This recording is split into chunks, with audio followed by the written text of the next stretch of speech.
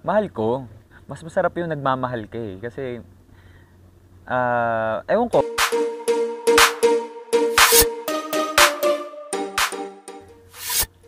Kanino? At 10, of course. Minsan lang ako magbigay ng trust.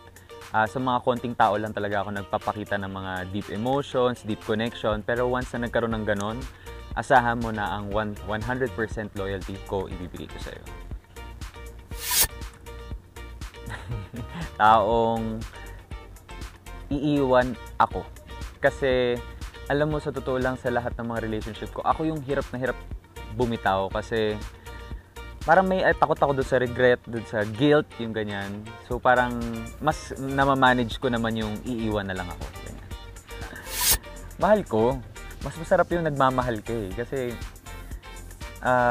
ewan ko, I'm sure marami kayong nakaka-relate dyan. Masarap talaga yung feeling na nagmamahal ka.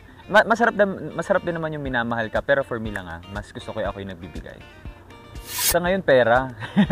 Sa ngayon, pera. Kaya nga, walang love life ngayon eh. Ipon, ipon, ipon. Once na stable ako, tsaka ako maghahanap ng pag-ibig. Matagalan. Nangyari na sa akin yung madalas na panandalian lang and natuto na ako. Parang at this point of my life, ayoko na nagsasayang ng oras. Gusto ko yung susunod, pang matagalan na.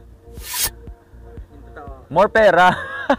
Katotohanan na tayo, more pera. Kasi ako naman talaga, aminado ko, sinabi ko yung kanina dito sa interview, konti lang friends ko, konti lang yung family ko, sila ang mga very close lang sa akin. So ngayon, pera talaga importante.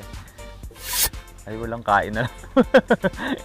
Ewan ko ba, parang lately, dahil sa sunod-sunod yung mga tapings, importante sa akin yung tulog at makapagpahinga.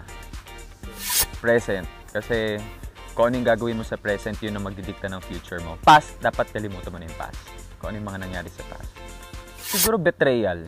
Yung parang pinagkatiwalaan mo ng gusto, tapos biglang tatraidoring ka or pagsisinungaling ka. Basta pag na-break yung trust sa akin, parang isang deal breaker yan. Kasi kung tutusin, hindi ako homegrown, galing ako sa kabila eh. Pero alam mo yung pagdating ko dito, parang pakiramdam ko, ito na talaga yung pamilya ko. I'm part of this family. Ang Kapuso Network. Kaya naman ako, pinapangako ko sa GMA and sa sarili ko na gagalingan ko lagi sa lahat ng ginagawa ko. I mean, sa bawat project ko, dapat may improvement and may learnings. Dami yung tanong pero sa bagay, no? Ask Me Anything ay segment natin eh. Kaya guys, maraming salamat sa pakikinig and gusto ko kayong imbitahan na panoorin ang Sangre Mondays to Fridays yan sa GMA Prime.